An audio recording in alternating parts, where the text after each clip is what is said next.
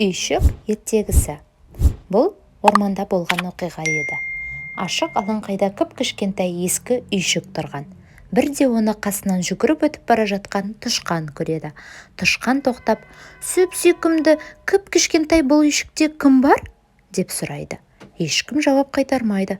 Тышқан бос үйшікке кіріп, осында тұрып жатады. Біраз уақыттан кейін үйшіктің маңына секіріп бақа келеді. "Сүп-сүйкімді кіп-кішкентай бұл үйшікте кім бар?"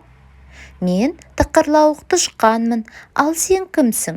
"Мен бақылдауық бақамын." "Кел, бірге тұрайық", дейді тышқан. Бақа бақ-бақ деп бақылдап үйшікке секіріп кіреді. Тышқан екеуі тіл табысып бірге тұрады. Енді үйшік қасына ытқып-ытқып қоян жетеді. "Сүп-сүйкімді кіп-кішкентай бұл үйшікте кім бар?" деп сұрайды. "Мен тықырлауық тышқанмын." "Мен бақылдауық бақамын. Ал сен кімсің?"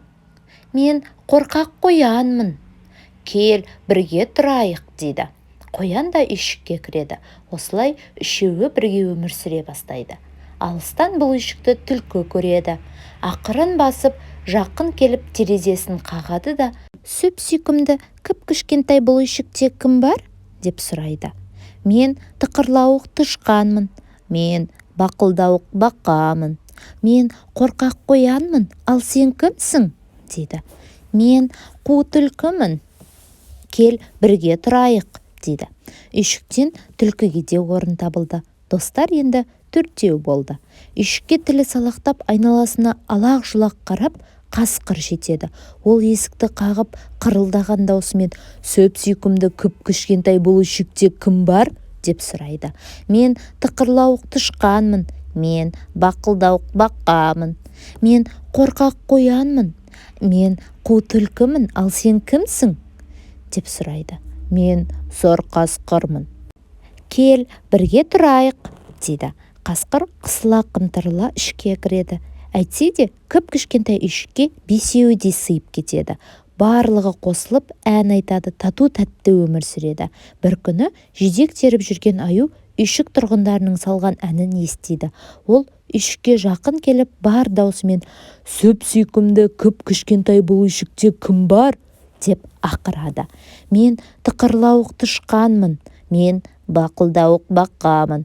"Мен қорқақ қоянмын." "Мен қу түлкімін." "Ал мен болсам сұр қасқырмын. Ал сен кімсің?" "Мен қорбаңбай аюмын." "Кел, бірге тұрайық", дейді. Аю ары-бері тырбыңдап үйшікке кірмекші болады.